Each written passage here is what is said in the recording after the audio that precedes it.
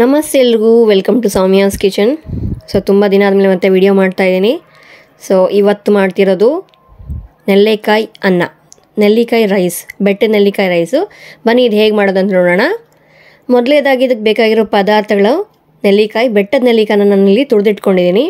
ಒಂದು 4 ನೆಲ್ಲಿಕಾಯಿ, ಹಾಗೆ ಇಲ್ಲಿ ಒಂದು ಚಿಕ್ಕ ಟೊಮ್ಯಾಟೊ, ಒಂದೆರಡು ಹಸಿಮೆಣಸಿನ್ಕಾಯಿ, ಹಾಗೆ ಸ್ವಲ್ಪ ಕರಿಬೇವು ಆ್ಯಂಡ್ ಮಾಮೂಲಾಗಿ ಒಗ್ಗರಣೆಗೆ ಬೇಕಾಗಿರ್ತಕ್ಕಂಥ ನಮ್ಮ ಒಗ್ಗರಣೆ ಡಬ್ಬಿ ಆ್ಯಸ್ ಯೂಶುವಲ್. ಇಲ್ಲಿ ನಾನು ಇವತ್ತು ಬಾಸುಮತಿ ರೈಸ್ ಯೂಸ್ ಮಾಡ್ತಾಯಿದ್ದೀನಿ. ಸೊ ನೀವು ಬೇಕಂದರೆ ಸೋನಾ ಮಸೂರಿ ರೈಸ್ ಯೂಸ್ ಮಾಡ್ಬೋದು. ನಾನು ಸ್ವಲ್ಪ ನೆನೆಸಿಟ್ಕೊಂಡಿದ್ದೀನಿ, ತೊಳೆದು ನೆನೆಸಿಟ್ಕೊಂಡಿದ್ದೀನಿ.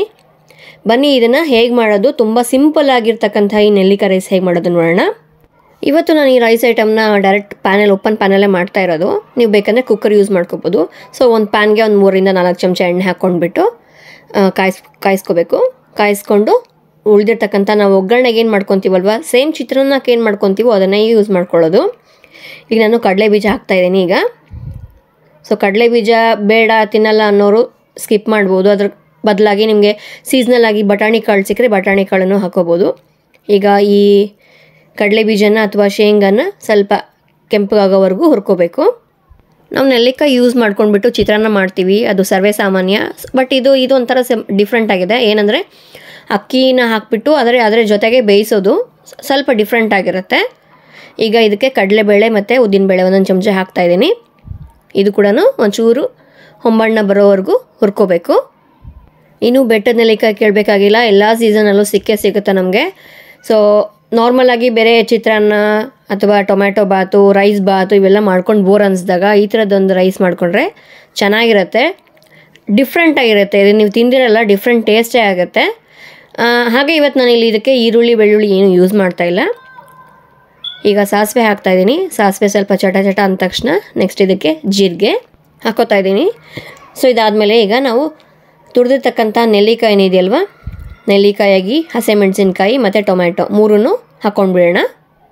ಈಗ ಫಸ್ಟು ನೆಲ್ಲಿಕಾಯಿ ಹಾಕ್ತಾಯಿದ್ದೀನಿ. ನೀವು ಬೇಕಂದರೆ ಈ ನೆಲ್ಲಿಕಾಯಿ ಜಾಗದಲ್ಲಿ ಮಾವಿನಕಾಯಿ ತುರ್ಕೊಂಡು, ಈ ಮಾವಿನಕಾಯಿ ಸೀಸನ್ ಆಲ್ಮೋಸ್ಟ್ ಮುಗಿಯೋಕ್ಕೆ ಬಂತು. ಸೊ ಮಾವಿನಕಾಯಿ ಕೂಡ ಯೂಸ್ ಮಾಡ್ಕೋಬೋದು. ಈಗ ಇದಕ್ಕೆ ಹಸಿಮೆಣಸಿನ್ಕಾಯಿ ಹಾಕ್ತಾಯಿದ್ದೀನಿ.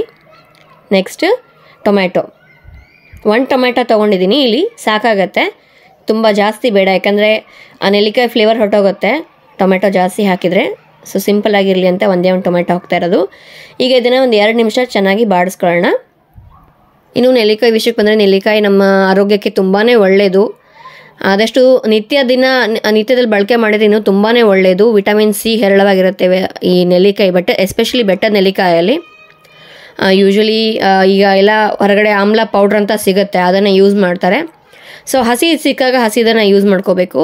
ಆಗಲೇ ಹೇಳಿದಾಗೆ ಇದು ಈಗ ಎಲ್ಲ ಸೀಸನಲ್ಲೂ ಸಿಗುತ್ತೆ ಬೆಟ್ಟದ ನೆಲ್ಲಿಕಾಯಿ. ಈಗ ಇದಕ್ಕೆ ಒಂದು ಸ್ವಲ್ಪ ಅರಿಶಿನ ಪುಡಿ ಹಾಕ್ತಾಯಿದ್ದೀನಿ. ಅರಿಶಿನ ಪುಡಿ ಹಾಕಿದರೆ ಒಳ್ಳೆ ಕಲರ್ ಚೆನ್ನಾಗಿರುತ್ತೆ. ಸೊ ಈಗ ಇದನ್ನು 1 ಸೆಕೆಂಡ್ ಸ್ವಲ್ಪ ಬಾಡಿಸ್ಕೊಂಡ್ಬಿಟ್ಟು ನಾವು ಇದಕ್ಕೆ ನೆಕ್ಸ್ಟ್ ಅಕ್ಕಿ ಹಾಕ್ಕೊಳ್ಳೋಣ. ಈಗ ಇದಕ್ಕೆ ಕರಿಬೇವು ಹಾಕ್ತಾಯಿದ್ದೀನಿ. ಇಲ್ಲಿ ನಾನು ಒಣ ಕರಿಬೇವು ತೊಗೊಂಡಿದ್ದೀನಿ, ಒಣಗಿದ್ದು. ಆ್ಯಕ್ಚುಲಿ ಇಲ್ಲಿ ಹಸಿ ಕರಿಬೇವು ಕಾಸ್ಟ್ಲಿ ಅಂತ ಹೇಳಿಬಿಟ್ಟು ನಾನು ಇಂಡಿಯಾದಿಂದನೇ ತರಿಸ್ಬಿಟ್ಟಿರ್ತೀನಿ ಒಣಗಿದ ಕರಿಬೇವು. ಹಾಗಾಗಿ ಎಲ್ಲದಕ್ಕೂ ಅದನ್ನೇ ಯೂಸ್ ಮಾಡೋದು. ಈಗ ಇದನ್ನು ಜಸ್ಟ್ 1 ನಿಮಿಷ ಹಾಗೆ ಕಲಿಸ್ಬಿಟ್ಟು ಈಗ ಅಕ್ಕಿ ಹಾಕ್ಕೋಬೇಕು. ಆಗಲೇ ಹೇಳಿದಾಗ ಇಲ್ಲಿ ನಾನು ಇವತ್ತು ಬಾಸುಮತಿ ರೈಸ್ ಯೂಸ್ ಮಾಡ್ತಾಯಿದ್ದೀನಿ. ನಿಮಗೆ ಬೇಡ ಅಂತಂದರೆ ನೀವು ನಾರ್ಮಲ್ ಸೋನಾ ಮಸೂರಿ ರೈಸ್ನ ಯೂಸ್ ಮಾಡ್ಕೋಬೋದು. ಇವತ್ತು ಸ್ವಲ್ಪ ಡಿಫ್ರೆಂಟ್ ಆಗಿರಲಿ ಅಂತ ನಾನು ಬಾಸುಮತಿ ರೈಸ್ ಯೂಸ್ ಮಾಡ್ತಾಯಿದ್ದೀನಿ. ಎಸ್ಪೆಷಲಿ ನಾವೇನಾದರೂ ಈ ರೈಸ್ ಐಟಮ್ಸು ಅಥವಾ ವೆಜ್ ಬಿರಿಯಾನಿ ಈ ಥರ ಮಾಡಬೇಕಾದ್ರೆ, ಬಾತ್ಗಳು ಮಾಡಬೇಕಾದ್ರೆ ಬಾಸುಮತಿ ರೈಸ್ ತುಂಬ ಚೆನ್ನಾಗಿರುತ್ತೆ. ಅಂದರೆ ನಾರ್ಮಲ್ ನಾವೀಗ ವಾಂಗಿಬಾತ್ ಅದೆಲ್ಲ ಯೂಸ್ ಮಾಡ್ತೀವಲ್ವ, ಅದಕ್ಕೆ ಬಿಟ್ಬಿಟ್ಟು ನಾನು ಹೇಳ್ತಾ ಇರೋದು. ಸೊ ಟೊಮ್ಯಾಟೊ ಬಾತ್ಗೆ ತುಂಬ ಚೆನ್ನಾಗಿರುತ್ತೆ ಬಾಸುಮತಿ ರೈಸು. ಈಗ ಇದನ್ನು ಒಂದು ಸತಿ ನೀಟಾಗಿ ಮಿಕ್ಸ್ ಮಾಡ್ಕೊಂಬಿಡೋಣ. ಆ ಒಗ್ಗರಣೆ ಎಲ್ಲ ಅಕ್ಕಿಗೆ ಹತ್ಕೊಂಡ್ಬಿಟ್ಟು ಒಂದು ಸ್ವಲ್ಪ ಅಕ್ಕಿ ಹುರಿದಂಗೂ ಆಗುತ್ತೆ ಅದ್ರ ಜೊತೆಗೆ. ಯಾಕಂದರೆ ಒಂಚೂರು ಹುರ್ಕೊಂಡ್ರೆ ನಮಗೆ ಉದುರಾಗಿ ಚೆನ್ನಾಗಿ ಬರುತ್ತೆ. ಅದಕ್ಕೆ ಒಂದು ಸತಿ ನೀಟಾಗಿ ಕಲಿಸ್ಕೊಂಡ್ಬಿಡೋಣ. ಈಗ ರುಚಿಗೆ ಇದಕ್ಕೆ ಎಷ್ಟು ಬೇಕೋ ಅಷ್ಟು ಉಪ್ಪು ಹಾಕ್ತಾಯಿದ್ದೀನಿ. ನಾನು ಅಂದಾಜಲ್ಲಿ ಕಲ್ಲುಪ್ಪು ಹಾಕ್ತಾಯಿದ್ದೀನಿ. ಸೊ ನೀವು ಯಾವುದು ಯೂಸ್ ಮಾಡ್ತೀರೋ ಅದನ್ನ ನೋಡಿಕೊಂಡು ಯೂಸ್ ಮಾಡ್ಕೊಳ್ಳಿ. ಆ್ಯಂಡ್ ನಾನಿಲ್ಲಿ ಮಸಾಲ ಏನೂ ಹಾಕ್ತಾಯಿಲ್ಲ, ನೋಡ್ತಾ ಇರ್ಬೋದು. ಬರೀ ಹಸಿಮೆಣಸಿನ್ಕಾಯಿ ಬಿಟ್ಟರೆ ಇದಕ್ಕೆ ಖಾರ ಏನೂ ಇಲ್ಲ. ಯಾಕಂದರೆ ನಮಗೆ ನೆಲ್ಲಿಕಾಯಿ ಫ್ಲೇವರ್ ಡಾಮಿನೇಟ್ ಮಾಡಬೇಕು ಅನ್ನೋ ಕಾರಣ ನಾನು ಇವತ್ತೇನು ಜಾಸ್ತಿ ಯೂಸ್ ಮಾಡ್ತಾ ಇಲ್ಲ. ಆಗಲೇ ಹೇಳಿದಾಗೆ ಟೊಮ್ಯಾಟೊ ಕೂಡ ನಾನು ಕಮ್ಮಿನೇ ತೊಗೊಂಡಿದ್ದೀನಿ. ಸೊ ಮಸಾಲೆ ಏನೂ ಹಾಕಬೇಡಿ. ಆ್ಯಂಡ್ ಇಲ್ಲಿ ನಾನು ನೀರು ಕೂಡ ಅಂದಾಜಲ್ಲೇ ಹಾಕ್ತಾ ಇರೋದು. ಅಂದರೆ ಯೂಶ್ವಲಿ ಬಾಸುಮತಿ ರೈಸ್ ನಾನು ಈಗ ಓಪನ್ ಪ್ಯಾನಲ್ಲೇ ಮಾಡ್ತಾ ಇರೋದ್ರಿಂದ ನಾನು ಅದನ್ನು ಮುಳುಗುವಷ್ಟು ನೀರು ಹಾಕ್ತಾಯಿದ್ದೀನಿ. ಅಂದರೆ ಅಕ್ಕಿ ಮುಳುಗಿ ಮೇಲ್ಗಡೆ ಒಂದು ಲೇಯರ್ ಬರಬೇಕು ಅಷ್ಟು ಹಾಕ್ತಾಯಿದ್ದೀನಿ. ನೋಡ್ತಾ ಇರ್ಬೋದು. ಈಗ ಮತ್ತೆ ನಾನು 2ನೇ ಸಲ ಸ್ವಲ್ಪ ನೀರು ಹಾಕ್ತಾಯಿದ್ದೀನಿ. ಸೊ ಅಕ್ಕಿ ಎಲ್ಲ ಮುಳುಗಬೇಕು, ಚೆನ್ನಾಗಿ ಮುಳುಗೋ ಥರ ನೀರು ಹಾಕಬೇಕು. ಸೊ ಯೂಶ್ವಲಿ ನಾನು ಮೆಜರ್ಮೆಂಟ್ಸ್ ತುಂಬಾ ಕಮ್ಮಿ. ನಾನು ಇಷ್ಟು ಕಪ್ ಅಕ್ಕಿಗೆ ಇಷ್ಟು ನೀರು ಅಂಥೇಳಿ ಯಾವುದೇ ಐಟಮ್ ಆಗಿರ್ಬೋದು ನಾನು ಸ್ವಲ್ಪ ಕಣ್ಣಳ್ತೇನೆ ಜಾಸ್ತಿ ಯೂಸ್ ಮಾಡೋದು. ಹಾಗಾಗಿ ನಿಮಗೆ ಮೆಜರ್ಮೆಂಟ್ ಪಕ್ಕ ಗೊತ್ತಿದ್ರೆ ಪಕ್ಕ ಹಾಕಿ. ಅಂದರೆ 1 ಅಕ್ಕಿಗೆ 2 ನೀರು ಈ ಥರ. ಓಕೆ. ಸೊ ನೋಡಿ ಈಗ ಇಷ್ಟು ಮುಳುಗಿದೆ. ನನಗೆ ಯಾಕೋ ಇನ್ನು ಸ್ವಲ್ಪ ನೀರು ಬೇಕನ್ನಿಸ್ತು. ಯಾಕಂದರೆ ಕುಕ್ಕರ್ ಆದರೆ ನಮಗೆ ತುಂಬ ಕಮ್ಮಿ ಬೇಕಾಗತ್ತೆ. ನಾನು ಓಪನಾಗಿ ಬೇಯಿಸ್ತಾ ಇರೋದ್ರಿಂದ ನೋಡಿ ಈಗ ಮುಳುಗಿದೆ. ಇಷ್ಟು ನೀರು ಬೇಕಾಗತ್ತೆ. ನೋಡ್ತಾ ಇದ್ರಲ್ವ, ಇಷ್ಟು ನೀರು ಬೇಕಾಗತ್ತೆ. ಸೊ ಓಪನಾಗಿ ಕುದಿಸ್ತಾ ಇರೋದ್ರಿಂದ ನೀರು ಬೇಕು. ಹೆಚ್ಚು ಕಮ್ಮಿ ಏನೂ ಆಗಲ್ಲ, ತೊಂದರೆ ಇಲ್ಲ.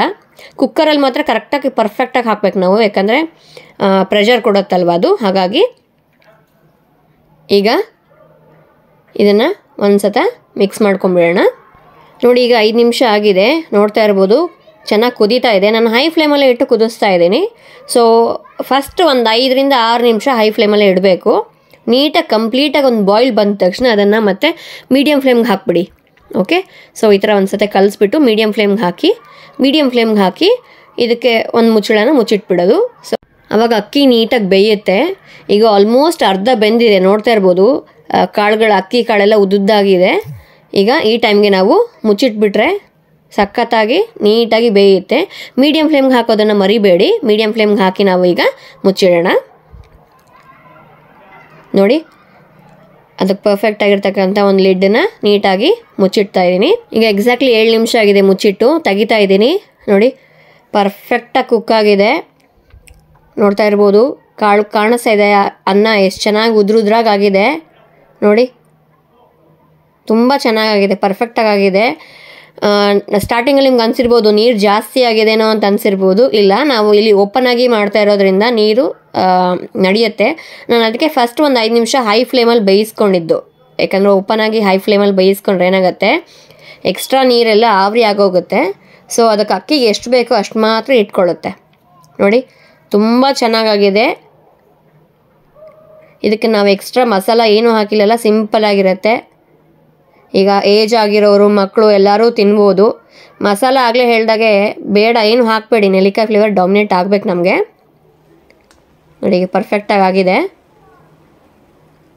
ಈಗ ಇದನ್ನು ನಾವು ಪ್ಲೇಟ್ ಮಾಡ್ಕೊಳ್ಳೋಣ ಅಥವಾ ಪ್ಲೇಟಿಂಗ್ ಮಾಡ್ಕೊಳ್ಳೋಣ ನೀಟಾಗಿ. ಬನ್ನಿ, ನೋಡ್ತಾ ಇದ್ರಲ್ವ ನಮ್ಮ ಬ್ಯೂಟಿಫುಲ್ ಸಿಂಪಲ್ ಆಗಿರ್ತಕ್ಕಂತಹ ನೆಲ್ಲಿಕಾಯಿ ರೈಸ್ ರೆಡಿಯಾಗಿದೆ. ನನಗಂತೂ ಬಾಯಲ್ಲಿ ನೀರು ಬರ್ತಾಯಿದೆ. ಆ್ಯಕ್ಚುಲಿ ಹೇಳಬೇಕಂದ್ರೆ ಒಂದು 15 ದಿನದಿಂದ ನನಗೆ ಹುಷಾರಿಲ್ಲ. ಹಾಗಾಗಿ ನಾನು ಯಾವ ವೀಡಿಯೋಸು ಮಾಡ್ತಾಯಿಲ್ಲ. ಸೊ ಅದಕ್ಕೆ ಮನೆಯಲ್ಲೇ ಕುಕ್ಕಿಂಗ್ ವ್ಲಾಗ್ಸ್ ಮಾಡ್ತಾಯಿದ್ದೀನಿ. ನನ್ನ ವಾಯ್ಸಲ್ಲೇ ನಿಮ್ಗೆ ಗೊತ್ತಾಗ್ತಿರ್ಬೋದು. ಸೊ ತುಂಬಾ ಫೀವರ್ ಆಗಿರ್ಬೋದು, ಕೋಲ್ಡ್ ಮತ್ತು ಕಾಫೆಲ್ಲ ಆಗಿದೆ. ಸೊ ಇದಕ್ಕೆ ಪರ್ಫೆಕ್ಟ್ ಟೈಮ್ ಆಗಿ ನೆಲ್ಲಿಕಾಯಿ ತುಂಬಾ ಚೆನ್ನಾಗಿರುತ್ತೆ. ಒಂದು ಸಲ ಟ್ರೈ ಮಾಡಿ. ಎಸ್ಪೆಷಲಿ ಹುಷಾರಿಲ್ದಾಗ ಬಾಯಿ ರುಚಿ ಕೆಟ್ಟೋಗಿರುತ್ತಲ್ವ, ಆ ಥರ ಈಗ ಹುಳಿ ಪದಾರ್ಥ ಏನಾದರೂ ತಿಂದರೆ ಒಂಚೂರು ಸ್ವಲ್ಪ ನಾಲ್ಗೆಗೆ ರುಚಿ ಹತ್ತುತ್ತೆ. ಸೊ ಅದಕ್ಕೋಸ್ಕರ ನಾನು ಮಾಡಿರೋದು. ಈ ರೆಸಿಪಿ ನಿಮ್ಗೆ ಇಷ್ಟ ಆಗಿರೋ ದಯವಿಟ್ಟು ಲೈಕ್ ಮಾಡಿ, ಶೇರ್ ಮಾಡಿ, ಹಾಗೆ ಸಬ್ಸ್ಕ್ರೈಬ್ ಆಗಿರೋರು ಬೆಲ್ ಐಕನ್ ಕ್ಲಿಕ್ ಮಾಡಿ. ಸೊ ದಟ್ ನನ್ನ ಹೊಸ ಬ್ಲಾಗ್ ನಿಮಗೆ ನೋಟಿಫೈ ಆಗುತ್ತೆ. ಮತ್ತೆ ಮುಂದಿನ ಬ್ಲಾಗಲ್ಲಿ ಸಿಗೋಣ. ನಮಸ್ತೆ ಎಲ್ರಿಗೂ. ನಮಸ್ತೆ ಕರ್ನಾಟಕ.